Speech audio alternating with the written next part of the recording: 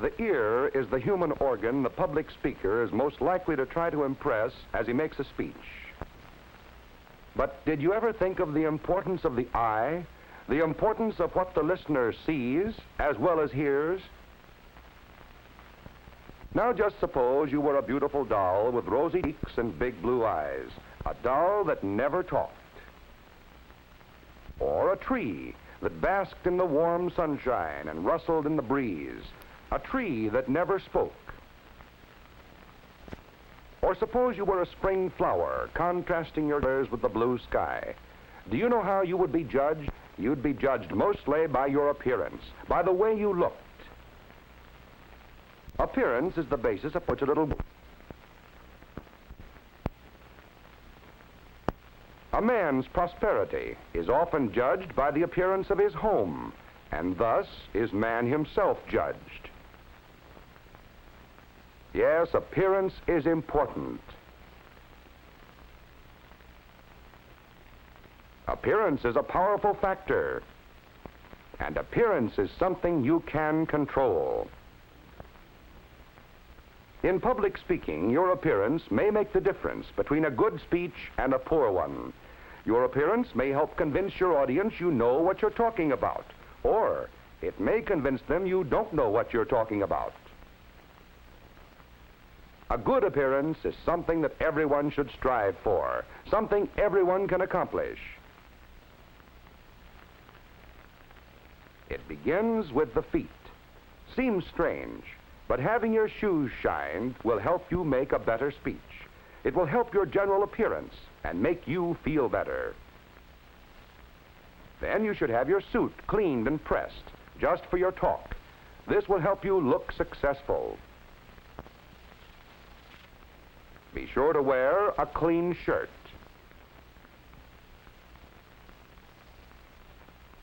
And your favorite tie.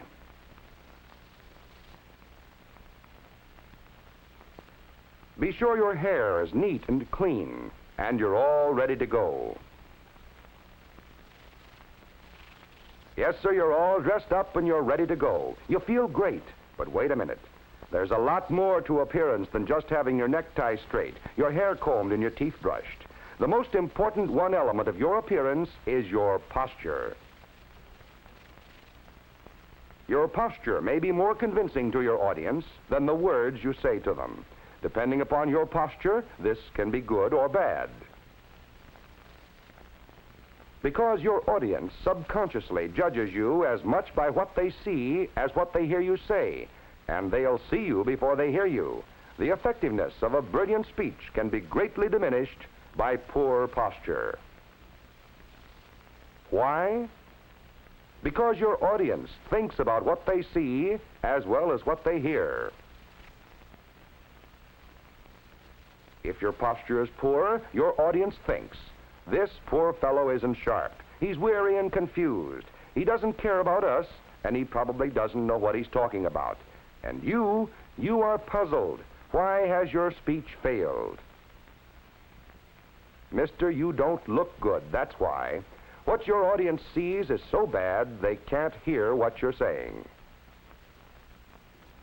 Now, good platform posture can be accomplished by anyone with a little effort and concentration. Good posture is first a physical matter.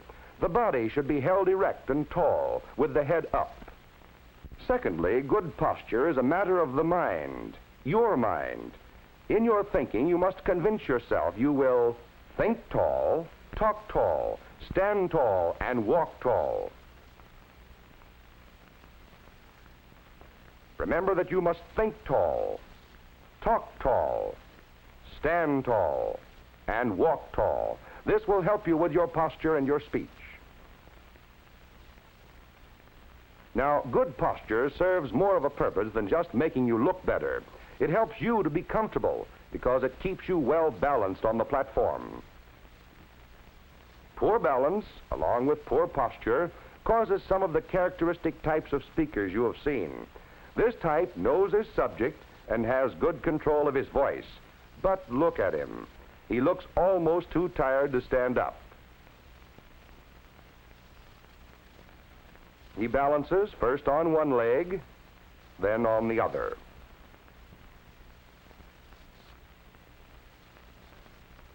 He's the tired farm horse type. Then there's Miss Prim, the speaker who stands straight, tall, and rigid. She seems to be afraid she'll break, and she looks frightened and excessively formal.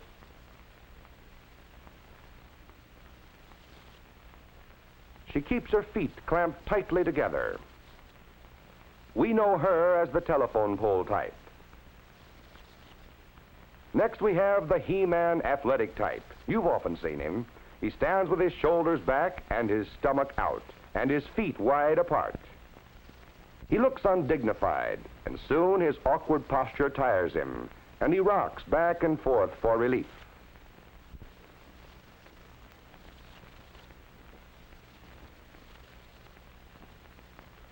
He's the rocking horse type. Lastly, we come to the type who leans. He leans on the table, back of a chair, or anything handy. In trying to be nonchalant and at ease, he makes himself thoroughly uncomfortable.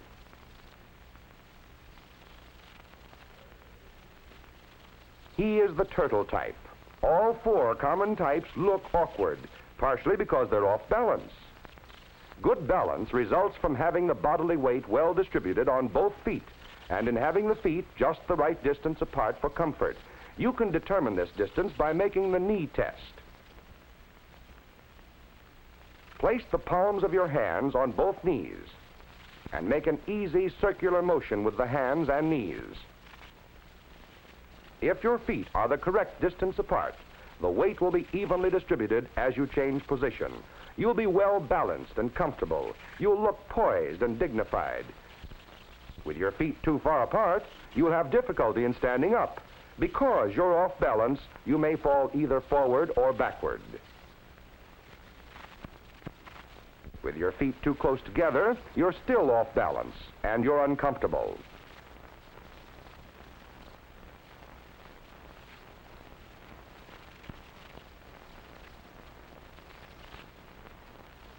Try it until you find the easiest and most comfortable position. Then note the location of your feet. Always try to keep your feet in this position when you are speaking, and you won't have to worry about balance. And with good balance, you've conquered another phase of good appearance. Now remember that appearance is important, and that good appearance is easily accomplished. Just remember to think tall, talk tall, stand tall, and walk tall, and to achieve good balance. For good posture and appearance will greatly increase your ability as a speaker and a leader.